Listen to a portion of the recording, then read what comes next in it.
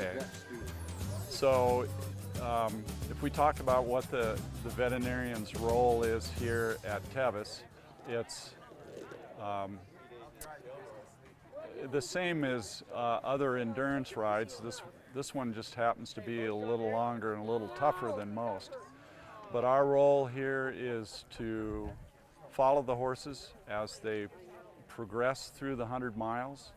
We have checkpoints that they have to go through, total of 9 of them, and we're watching the horses to make sure that they remain sound, that there's no evidence of lameness or impaired gait of any kind.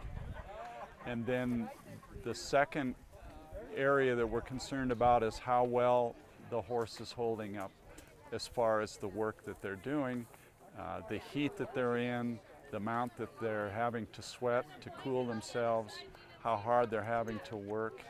And that all falls into what we call the metabolic aspect of the horse.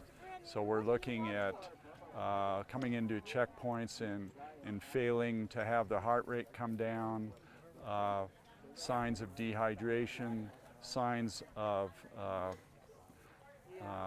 the overworking of the cardiopulmonary system, where they're starting to have circulation problems to their intestines and drop off in gut sounds, poor mucous membrane color, a more dull kind of an attitude, and possibly a reluctance to trot out, or a very sloppy gait where they're dragging their feet or they're not tracking well, what we call impulsion.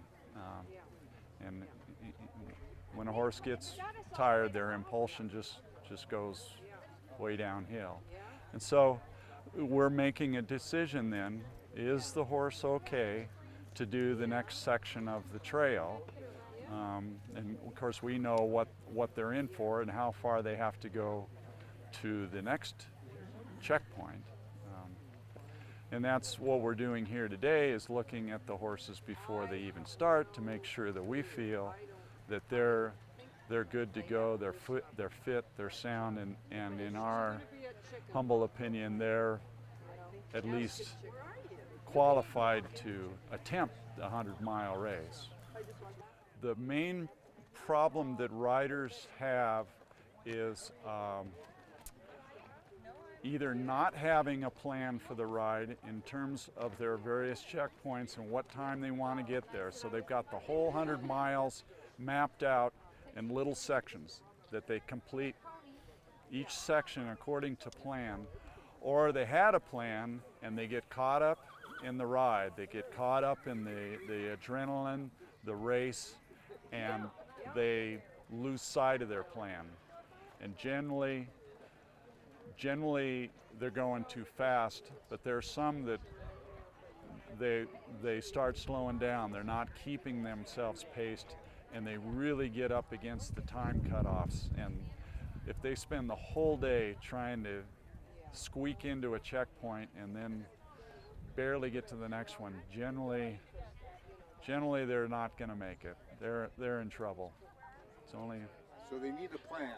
They need a plan, and that, of course, obviously it helps to have ridden this before.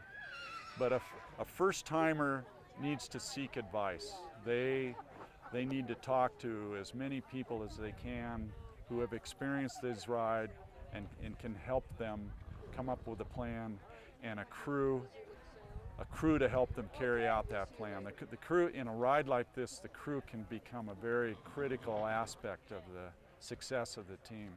What do you see the crew being responsible for? They're really focusing on the horse, and they should be alert and attuned. The rider, you got to admit, after maybe 50, 60, 70 miles in the heat of the day, the riders, they're starting to fade. They're some of them are suffering from dehydration and heat stroke, and so their focus on the horse can begin to lag a little. The crew has to pick up that slack. The crew has to take care of the horse and watch all the little details, the eating, the drinking, make sure if muscles are tightening up, they're walking them, massaging them, keeping them loose. Maybe they need to take care of the rider too.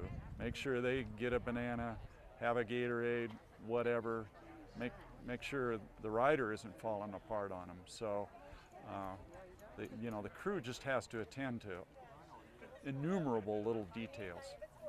How would I rate the Tevis compared to other rides around the world?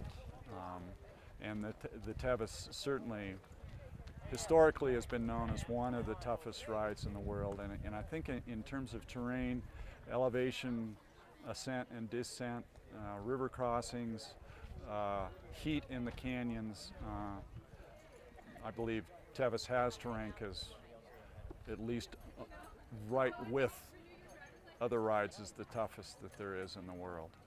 Everywhere I go, I'm involved in distance equine sports in a number of different ways, not just endurance, but competitive trail ride, ride and tie.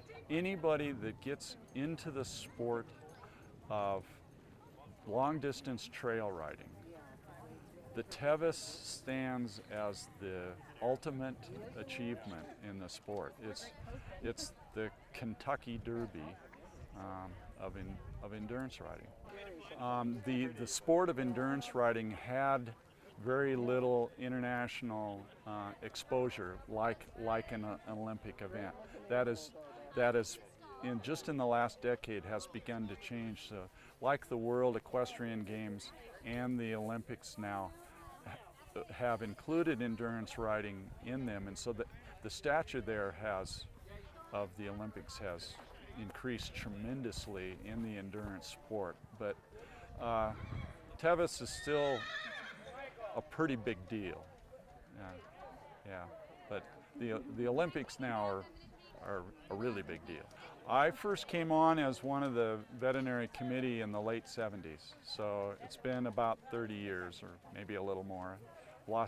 Over the years, there's been a couple years that something came up and I wasn't able to work, but roughly 30 years. If a rider was contemplating doing the Tevis, what do they do? How do they get prepared? We talked initially about making a plan for the ride so that you kind of have an idea of how fast you want to do each section. Maybe the most valuable thing would be to, if you've never ridden Tevis, is to pre-ride here. Come here and ride the trail in sections. Maybe you do it over 3 or 4 days, just to get an idea of the altitude changes, the toughness of the trail, the single track windings around, dusty conditions, river crossings, all the couple places you actually ride through towns and alongside roads. So pre-riding it would be a really good idea. Experience in endurance races, doing several 50s, even if you can do another 100, so that you get into the mental and physical challenge. You know what you're getting into when you're doing a 100-mile ride. That's a different cup of tea than a 50. It isn't so simple to just say doing back-to-back 50s. It's a little more than that. We have seen folks come here with novice horses. That is, they've not done an endurance ride before, and to bring a horse to this ride for the first time to attempt something like that, I think is not wise at all. And statistically, you can follow those first-time horses. Their completion percentage is not very good. And of course, going back to what's the veterinarian's role? Our role is to be here and make sure those horses don't get hurt, that we get them out of the ride before anything bad happens to them. But yeah, if not only the rider, but if the horse has done several 50s, if the horse is familiar with an endurance ride and how it works and the kind of competition that it is, so that mentally they're prepared for this kind of an event.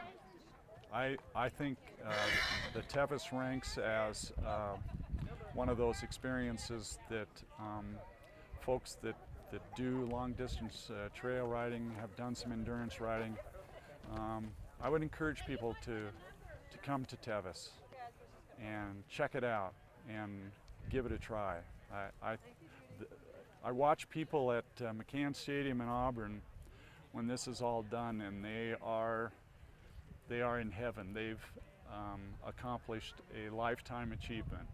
And I encourage people to look into that, to try it. Young riders have done it too. 12 is the minimum age. They have to have a sponsor, and that sponsor must remain side by side with them through the entire ride. It isn't just a matter of giving them a little advice and giving them good luck and, you know, I'll catch you at the next checkpoint. The sponsor is absolutely with that junior rider every step of the way. And if the sponsor has to pull, the junior must stop.